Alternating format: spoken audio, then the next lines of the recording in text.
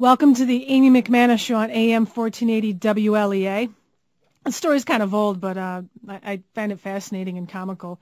Despite getting flack for the plans, the Public Integrity Commission that oversees state ethics did indeed spend a day picking apples and sipping wine at an upstate orchard.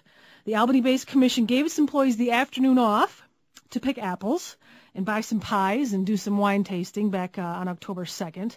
30 employees attended. Some of them brought their children, and they did not have to take any personal time or vacation time for this little outing. They got paid for this, using our tax dollars, of course. Former Lobbying Commission Executive Director David Grandeau said his agency used to have team-building events, but not during a major fiscal crisis. He said even Nero hung around while Rome burned. It's something you don't do during tough economic times. Public Integrity Commission spokesman Walter Ayers defended the jaunt, saying it was in lieu of a summertime picnic that many state agencies hold for their employees. He also said it did not cost the state anything. Now that I do not believe. I don't see how that's possible. About 20 staffers stayed behind at work. When asked if there was a wine tasting and whether that's appropriate on state time, Ayers acknowledged that the orchard does have a bar, but insisted, quote, "I came here to pick apples," unquote. He said technically it wasn't a day off because people were able to respond to emails and phone calls as needed. The Public Integrity Commission has been under fire since Governor Patterson called for the commissioners to resign, because the agency had leaked information to the Spitzer administration about that probe that was being done into the governor's office. So lawmakers are considering legislation to scrap this commission and create a brand new ethics oversight system. You think? Maybe? Also in New York, the highest court began to hear arguments in 2 cases just this past week that could have some pretty profound effects on the battle over same-sex marriage. The cases, which the State Court of Appeals is considering jointly, involves administrative orders in recent years that extended benefits like health insurance to same-sex spouses of government employees who married in jurisdictions where such marriages are legal, and in one county required local officials to treat same-sex couples as married. A ruling by the Court of Appeals could force businesses and local governments in the state to recognize out-of-state marriages between same-sex couples, which effectively legalizes their marriages if they took place in places like Vermont or Iowa or some parts of Canada, where it is legal. In one of the cases, opponents of same-sex marriage are challenging a 2007 policy adopted by the State Department of Civil Service that extended health insurance benefits to same-sex partners of state and local government employees who married in states that allow such unions. In the other case, opponents are seeking to overturn an administrative order issued in 2006 by a Westchester County executive directing that county officials recognize same-sex unions performed elsewhere.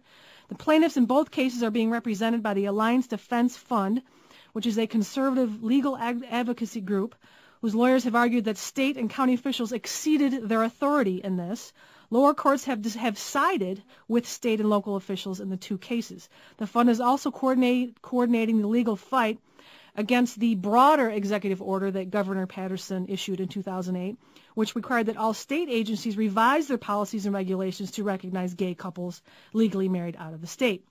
In 2006, the court ruled 4-2 that gay couples had no right to get married under existing law or the state constitution, holding that limiting marriage to opposite-sex couples was based on legitimate societal goals, primarily the protection and welfare of children. Governor Patterson introduced legislation this year that would legalize gay marriage. He said it was one of his top legislative priorities, and the bill passed in the Assembly but stalled in the Senate. So if the court continues to side with these local directives, it will be considered a huge victory for proponents of same-sex marriage, and it may take that chill out of the Senate over this issue that may indeed make them push this issue through, the legalization of gay marriage. Another instance of pushing things through New York, perhaps prematurely, is the requirement for health workers to get the H1N1 vaccine, as I mentioned a couple of weeks ago. The new news on that front is that the New York Civil Liberties Union urged the New York State Department of Health this past week to withdraw that mandate because it violates the right to privacy of hundreds of thousands of New Yorkers. The NYCLU urged the state to take strong public education steps, and adopt a voluntary vaccine protocol rather than the mandate. They said, quote, "The goal of protecting New Yorkers from the effects of the flu is undeniably important, as is the interest of ensuring that our doctors and nurses are healthy enough to work. But individuals have a constitutional right to bodily autonomy." This comes from the director, Donna Lieberman. She says, "Forcing adults to choose between getting the flu vaccine and getting fired is coercive, invasive, and unjustifiably intrudes upon their fundamental rights." They sent a letter to the health commissioner saying that the directive conflicts with well-established legal principles and public health policy, violates the right of competent adults to direct the course of their medical care and treatment. They also say it contradicts recent international and federal public health directives, undermines public trust. Mandating vaccination as a condition of employment is an extreme measure, they say, that should be reserved only for the most serious public health emergencies. And as we know, all indications so far are indeed that the H1N1 flu is no more severe than the regular flu, possibly less severe. The World Health Organization and the Centers for Disease Control have not mandated the inoculation of healthcare providers against this flu or the regular seasonal flu, so one wonders why New York State has taken the lead on this. The NYCLU claims to have heard from hundreds of healthcare workers from across the state. I rarely am on the side of the ACLU or New York CLU, but I have to say a lot of people probably agree with them on this one. You'll have to see if you agree with this one. I read an interesting statistic about cities in the country and the type of mayorship they have. The poorest cities in the United States have never, or it has been many, many decades since they have had a conservative mayor, one who leans right, whether Republican or otherwise. Detroit, which is the most impoverished country in the country, has not elected a Republican or a conservative mayor since 1961. Cincinnati, Ohio is third. It's been since 1984.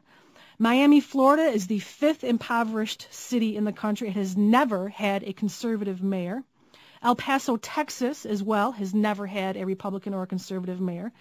Milwaukee, Wisconsin, the eighth most impoverished, has not had a Republican or a conservative mayor since 1908. Newark, New Jersey, 10th. They had last had one in 1907. And that great city by the lake, Lake Erie, where Buffalo, New York, is the second impoverished city in the country, and it has not had a conservative mayor since 1954. Also up on Lake Erie at Cape Vincent, U.S. and Canadian law enforcement authorities broke an illegal smuggling group. They arrested 5 individuals earlier this week. They seized 2 boats, 4 vehicles, $27,000 in Canadian currency.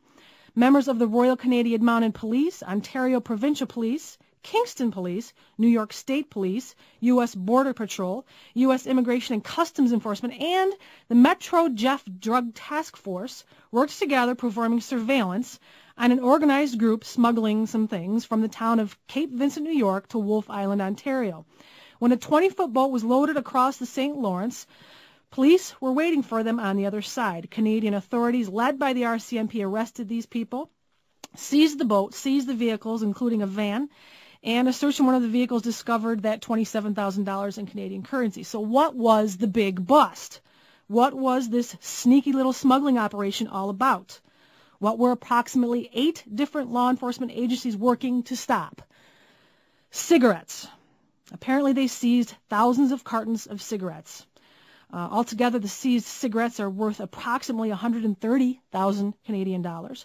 Plus, the most important point, the New York State tax that was evaded for these 6,000 cartons of cigarettes totaled $98,000. So, if you're concerned about the border and you're concerned about illegal immigration and our safety, it's great to know that our guys are busting their guts breaking up cigarette smuggling. You're listening to the Amy McManus Show on AM 1480 WLEA.